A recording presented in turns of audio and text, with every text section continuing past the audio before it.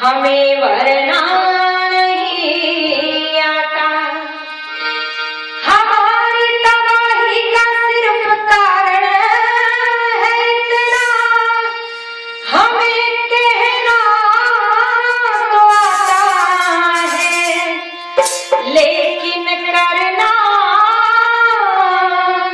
नहीं आता।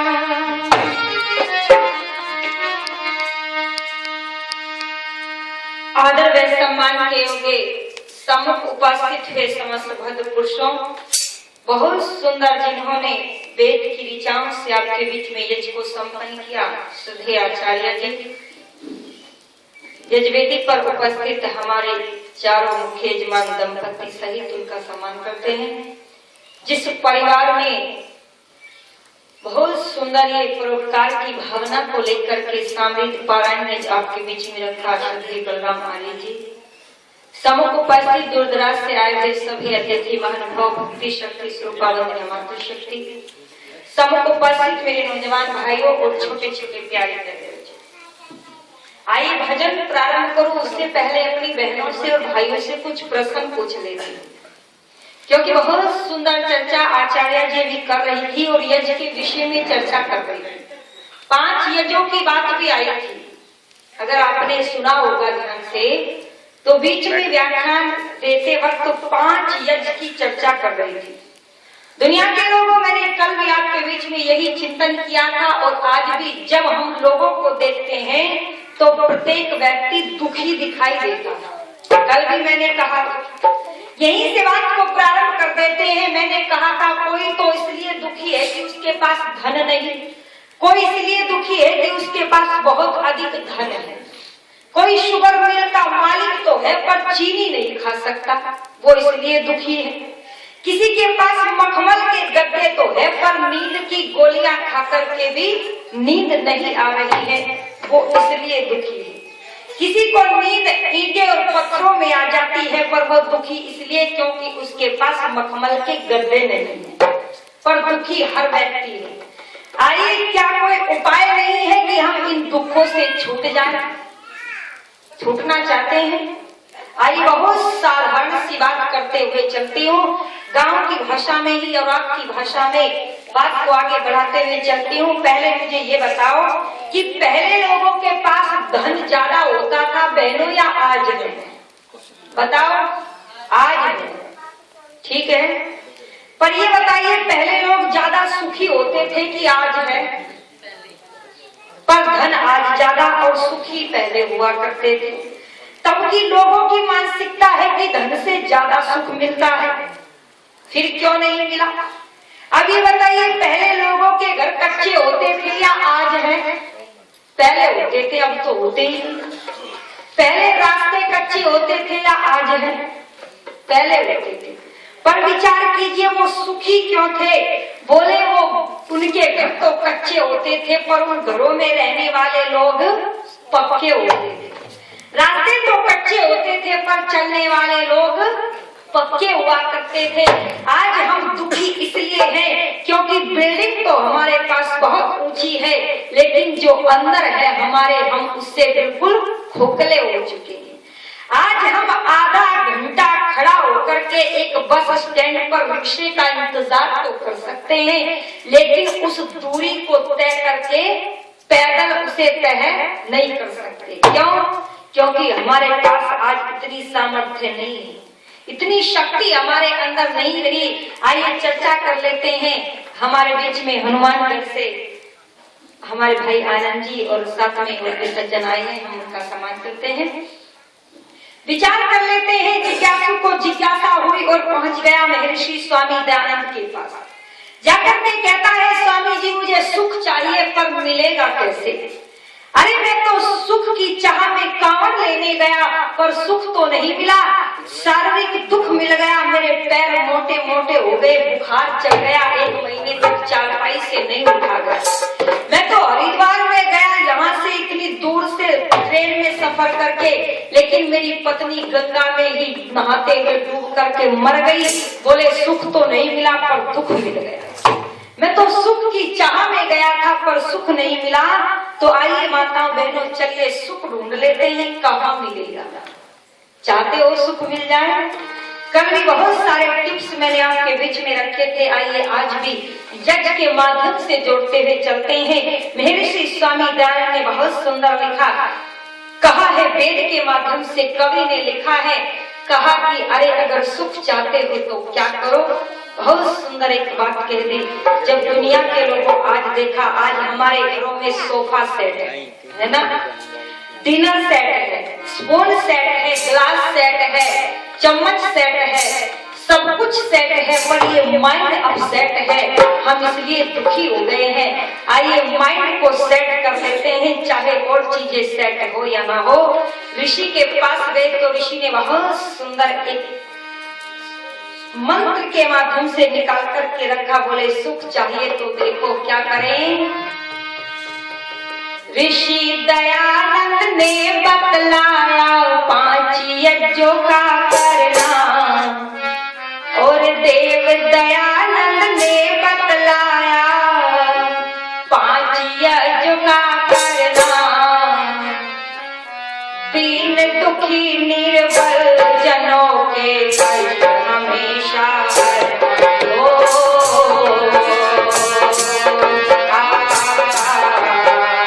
देव दयानंद ने बतलाया 5 यज्ञों का करना, और ऋषि दयानंद ने बतलाया 5 यज्ञों का करना।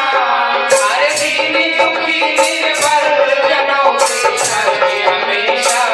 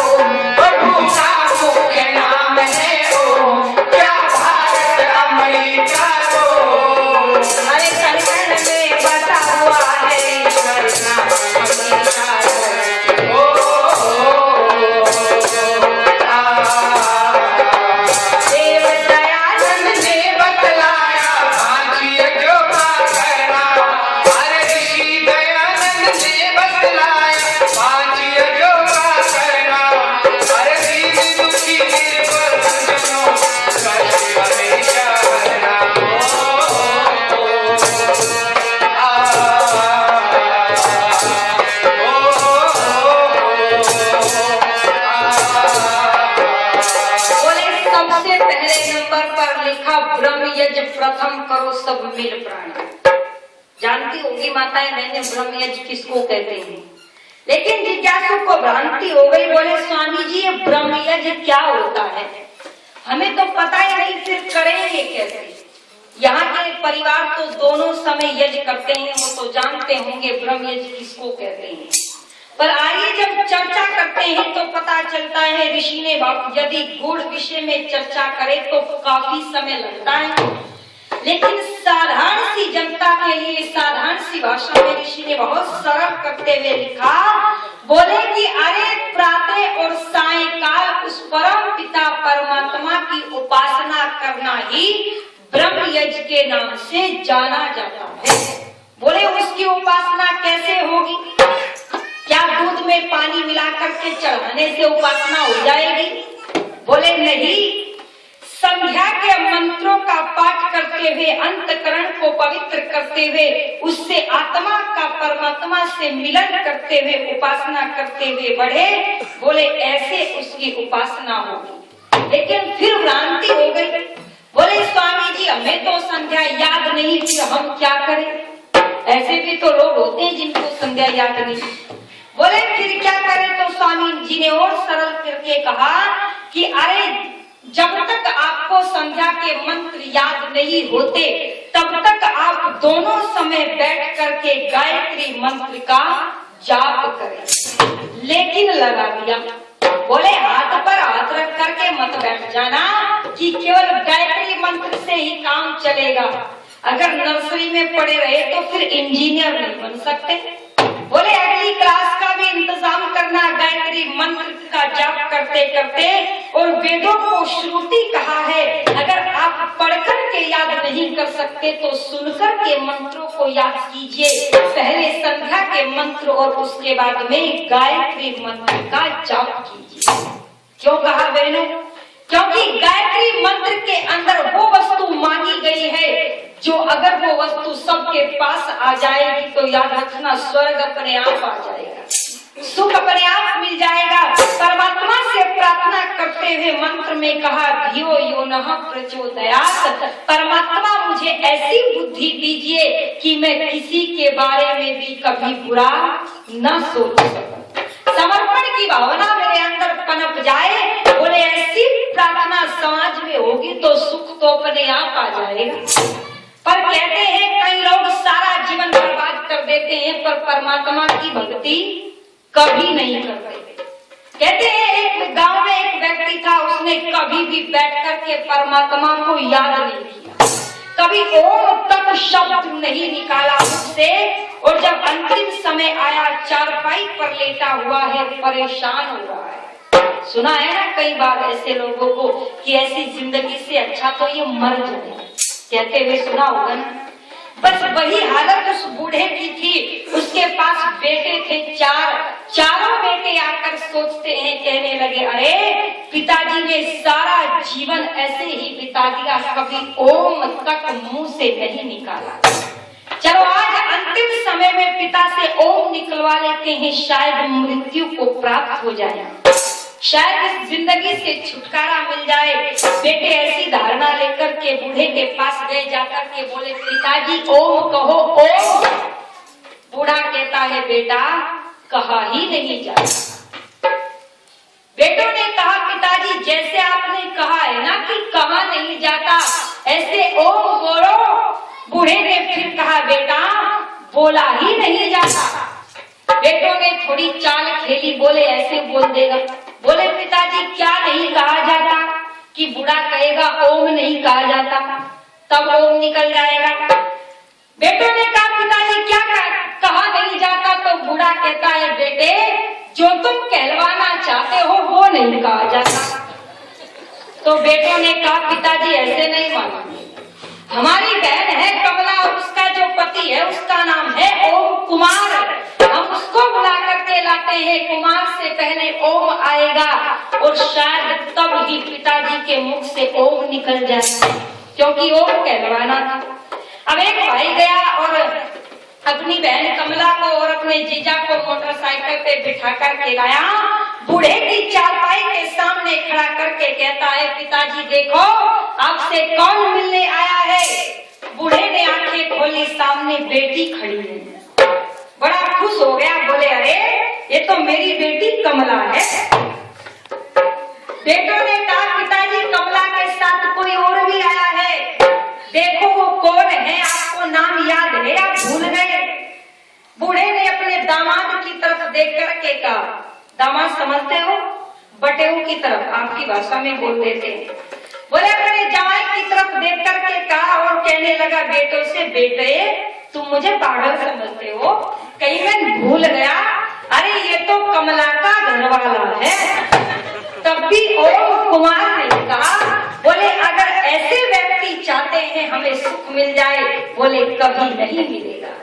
ऐसे व्यक्तियों को सुख कैसे मिल सकता है, हम चाहते तो बहुत कुछ है लेकिन देना कुछ नहीं चाहते। दुनिया के लोग जब तक बैंक में खाता नहीं खुलवाएंगे, जमा नहीं करवाएंगे तो निकाल करके कैसे ला सकते हो, पहले खाता खुलवाना पड़ेगा, जमा करवाना पड़ेगा, तब जाकर के निकलवा करके ला सकते हो। यही पर इसको कहते हैं ब्रह्म यज्ञ। जिज्ञासु को समझ आ गया, बोले परमात्मा की भक्ति करना, उसकी उपासना करना, प्रार्थना करना, स्तुति करना ही उस परम पिता परमात्मा की संध्या उपासना करना ब्रह्म यज्ञ है। और दूसरा यज्ञ कौन सा होता है?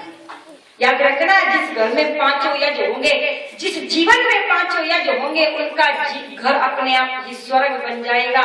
ऋषि ने बहुत सुंदर बात कही, बोले ये है दूसरा यज्ञ आप लोगों ने जो मिलकर के किया। कहते हैं अगर संस्कारवान संतान चाहिए, पुत्र चाहिए, और पुत्र भी कोई मर्यादा पुरुषोत्तम श्री रामचंद्र सा चाहिए, बोली बेटी कोई झांसी वाली रानी चाहिए, तो बोले इस यज्ञ को अपने घरों में स्थापित करके देखो। और क्या बोले,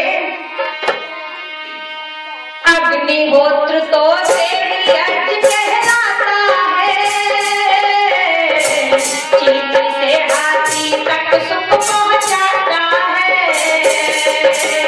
अग्निहोत्र तो देवी यज्ञ कहलाता है,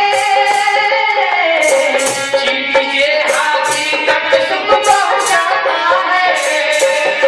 हमने कहा जहाँ आसमान वो घर है शमशान समान, हमने कहा जहाँ आसमान वो घर है शमशान समान। अरे मान करो विद्वानों का हर समय आपसे करना,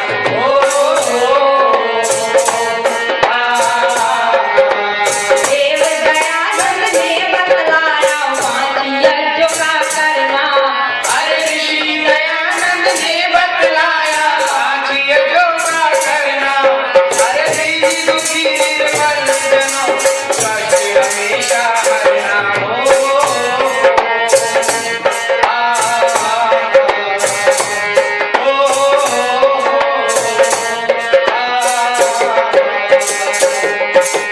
यज्ञ तीसरा माता पिता की है सेवा, बड़ों की सेवा से ही मिलती है मेवा। यज्ञ तीसरा माता पिता की है सेवा, बड़ों की सेवा से ही मिलती है मेवा।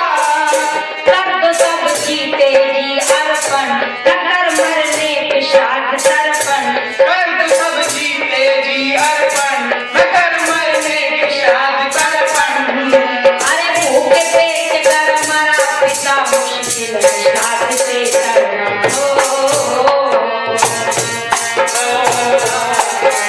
देव दयानंद ने बतलाया पांच यज्ञों का करना। अरे ऋषि दयानंद ने बतलाया पांच यज्ञों का करना। अरे दीन दुखी निर्बल जनों कष्ट हमेशा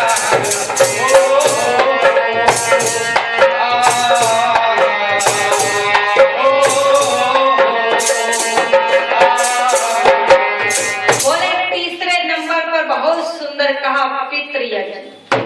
दो यज्ञ तो अभी आपने सुने, और तीसरा यज्ञ कौन सा है, बोले जिसको पितृ यज्ञ के नाम से जाना जाता है। लेकिन जब हिंदुओं के आगे पितृ यज्ञ की बात आई तो भ्रांति हो गई। बोले आम के पेड़ के नीचे 4-5 ईंटें खेत में रख देते हैं ना, उसको पितर कहते हैं। यही भ्रांति है ना माताओं में। और याद रखना, मेरा उद्देश्य किसी का दिल दुखाने का नहीं है। जब आर्य समाज की वेदी जाती है तो लोगों को भ्रांति हो जाती है कि बोले आर्य समाजी तो खंडन करते हैं, आर्य समाजी तो मूर्ति पूजा नहीं करते, आर्य समाजी तो भगवान को नहीं मानते, आर्य समाजी तो राम को नहीं मानते, कृष्ण को नहीं मानते, गुरु को नहीं मानते। पर माताओं बहनों, चर्चा कर लेते हैं। जब पितृयज्ञ की बात आई तो आज भारत के अंदर ऐसी कुप्रथाएं चल पड़ी है। आज एक हिंदू महिला या हिंदू पुरुष, ध्यान से सुनना, हिंदू क्यों कह रहे हैं, इस बात पर चर्चा करेंगे।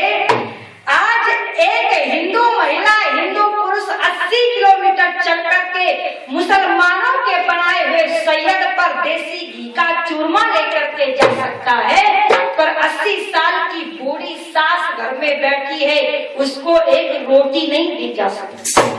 आज भारत में वृद्ध आश्रम खोले जा रहे हैं। जिस देश के अंदर पिता ने बेटे से कहा नहीं और बेटे ने 14 वर्ष वनवास में बिता दिए, आज उस देश के अंदर वृद्ध आश्रम खोले जाते हैं। और अगर आर्यों की वेदी से कहा जाए तो बड़े आर्य समाजी तो खंडन करते हैं।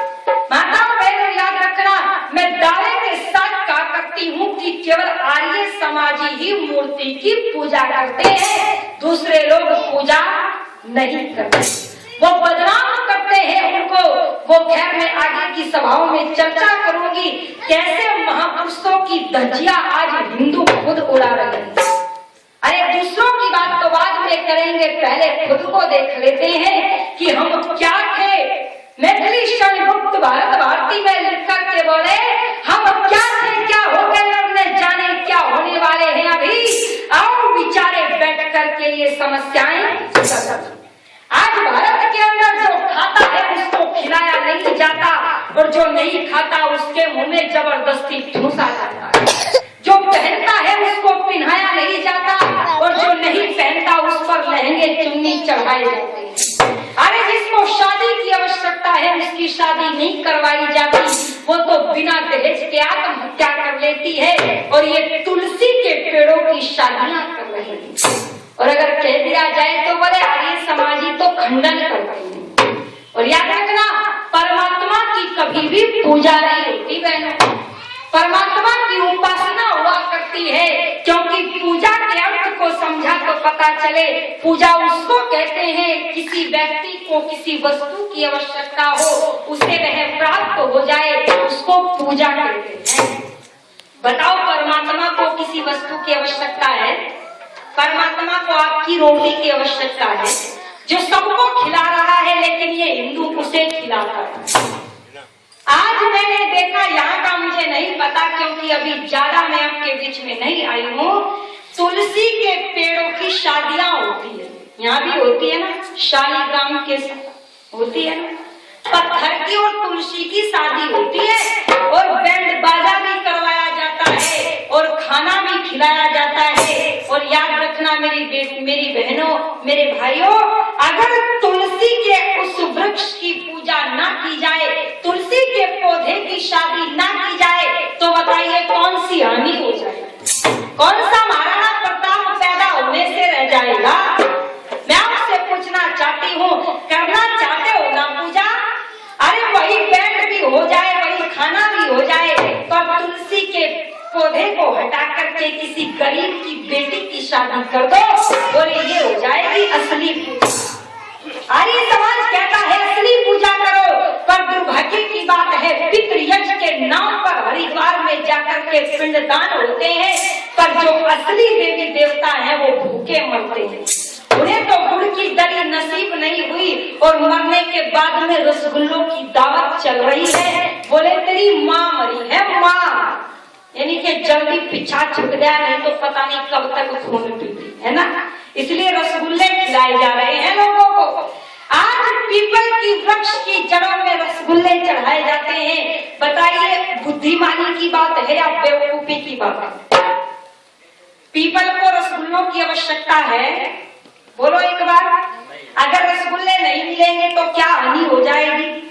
पीपल की पूजा करनी है, बोले उसकी जड़ों में पानी दिया करो, वो उसकी पूजा होगी। और वो रसगुल्ले उठा करके उस बूढ़ी सास को दे दो, जिसके मुंह में दांत नहीं है, जब वो उन रसगुल्लों को खाएगी तो देखना कैसे आशीर्वादों की झड़ी लग जाएगी। पर कहीं सोच रही होगी ना काम की ना काज की, रसगुल्ले खिला दो बुढ़िया को, पता नहीं क्या बोल रही है। पर ऐसा नहीं है मेरी बहनों, याद रखना, जब मैंने चिंतन किया मुझे पता चला ये हिंदू बड़ा बेवकूफ होता है। ध्यान से सुनना, बोले हिंदू चालाक भी होता है। कैसे चालाक? तो ऐसे होता है, मैंने चिंतन किया पता चला कि हिंदू पत्थरों की मूर्तियों को इसलिए खिलाता है क्योंकि जानता है कि पत्थर की मूर्ति नहीं खाती। अगर एक दिन पत्थर की मूर्ति खाने लगेगी तो अगले दिन नहीं खिलाएगा, क्योंकि हिंदू तो अपने बाप को नहीं खिला सकता, वो दूसरों को क्या खिला सकता है। लेकिन जब दूसरी मैंने चिंतन किया तो पता चला हिंदू बड़ा बेवकूफ भी होता है। कैसे? बोले आपने आलू देखा होगा मेरी बहन, आलू देखा होगा, और हिंदू भी एक आलू है, क्योंकि आपने देखा आलू को गोभी के साथ मिला करके बना दो बन जाएगा, गाजर में डाल करके बना दो बन जाएगा। राजस्थान में तो खाली गाजर बनाते हैं, पर यूपी में आलू में गाजर डाल करके बनाते हैं। बोले टमाटर में मिला करके बना दो चलेगा, मटर में डाल दो चलेगा, छोले कम है तो आलू मिला दो चल जाएंगे, और एक समय कुछ ना मिले और घर में खाली आलू है तो खाली आलू बना दो वो भी चल जाएंगे। यही हालत हिंदुओं की है। कैसे? इनको राधा स्वामी वालों में झुका दो ये झुक जाएंगे, सिरसे वाले में जाकर के पिताजी बना दो ये बनवा लेंगे, ब्रह्म कुमारियों में जाकर के भाई बहन बना दो ये बन जाएंगे, मुसलमानों के सैयद पर चादरें चढ़वा दो ये चढ़वा देंगे, और अगर कहीं भी जगह न मिले तो खेत में 5 ईंटें रख करके वहीं झुक जाएंगे, क्योंकि हिंदुओं को झुकने की आदत हो गई। पर याद रखना, जिसके आगे झुकना चाहिए था उसके आगे नहीं झुकता, जिस माता पिता ने पैदा किया है उसके आगे नहीं झुक सकता, ये पत्थरों के सामने झुकता हुआ घूमता है। जब ये देखा तो इसीलिए मेरे देश का पतन हो गया। जिनका सत्कार होना चाहिए था उनका तिरस्कार होता है, और जिनका तिरस्कार होना चाहिए था उनका आज देश में सत्कार होता है। अरे मुसाफिर जी ने जब इस देश की हालत को देखा, इन हिंदुओं को देखा तो बहुत सुंदर लिखा, बोला गैरत है गर नौजवानों के खून उबल जाते, अरे गैरत है गर नौजवानों के खून उबल जाते, और मैदान में जाकर के मर्दों की तरह मचल जाते। कुछ तो बात है मुसाफिर जो ये हिंदू नहीं पिघलता, अरे कुछ तो बात है मुसाफिर जो ये हिंदू नहीं पिघलता, वरना तेरी आंखों से तो पत्थर भी पिघल जाते, वरना तेरी आंखों से तो पत्थर भी पिघल जाते। बोले ये हिंदुओं की हालत है। एक मुसलमान 50 रुपए के पत्थर को लेकर के छड़ी से काट करके हिंदुओं के भगवान बनाता है, और आपके राजस्थान में तो तैयार होते हैं, लेकिन अफसोस की बात है हिंदू 50,000 में खरीद करके घर में उसको रखता है, उसको खिलाता है पिलाता है, वो कभी खाता नहीं। जब ऐसी हालत देखी तो बहुत सुंदर लिखा, बोले चांदी के टुकड़ों के बदले ईमान खरीदे जाते हैं, अरे चांदी के टुकड़ों के बदले ईमान खरीदे जाते हैं, एक रोटी देकर अबला के अरमान खरीदे जाते हैं, अरे हैवानों की इस बस्ती में इंसान खरीदे जाते हैं, और जयपुर के बाजारों में भगवान खरीदे जाते हैं, जयपुर के बाजारों में भगवान खरीदे जाते हैं। बोले हिंदुओं के भगवान इतने सस्ते हो गए हैं कि आज किसी गली और किसी मोहल्ले से खरीद सकते हैं। आर्य समाज कुछ कहना चाहता है मेरी बहनों, हृदय में एक चीज है, एक दर्द है, और आपने सुना होगा आर्य समाज रूपी संस्था डॉक्टर का काम करती है।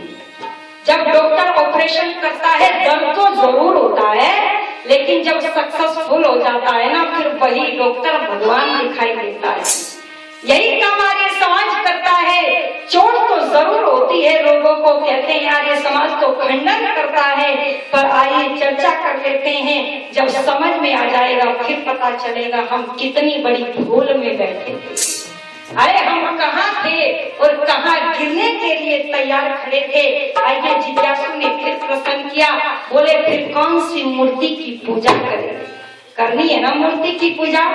बोले आइए एक असली शेरावाली की पूजा करे, असली शिव जी की पूजा करे, पर आज जागरण के नाम पर नंगे नाच नचाए जाते हैं। कवि ने तो बहुत सुंदर लिखा, बोले जय माता की कहने वाली ये माँ को माता कह देना, अरे माता पानी मांग रही पानी माता को दे देना, पाखंडों में पड़े हुए पत्थर को भोग लगाते हैं, अरे माता भूखी बैठी घर में ये भोजन नहीं खिलाते हैं, और शिव पर जल चढ़ाने वाले बोल पिता का कह देना, और माता पानी मांग रही पानी माता को दे देना। आइए प्रश्न उठ गया, बोले कौन सी मूर्ति की पूजा करे? बोले जो असली शेरावाली है उसकी पूजा करो, जो असली शिव जी है उसको जल चढ़ाओ, उसको नहलाओ, उसको दूध पिला करके तो देखो। और कौन है असली शेरावाली, कौन है वो असली शिव? कवि ने क्या लिखा, माँ बाप से बढ़कर जग में कोई पूजा नहीं खजाना, जिसने तुझे जन्म दिया रे, तुझे उनका नहीं बुझाना। माँ बाप से बढ़कर जग में कोई पूजा नहीं खजाना, जिसने तुझे जन्म दिया रे, तुझे उनका नहीं बुझाना। माँ बाप से बढ़कर जग में कोई पूजा नहीं खजाना, जिसने तुझे जन्म दिया रे, तुझे उनका नहीं बुझाना। जिसने तुझे जन्म दिया रे, तुझे उनका नहीं बुझाना। कहता है कौन है असली शेरावाली और क्या करती है? कवि ने क्या लिखा,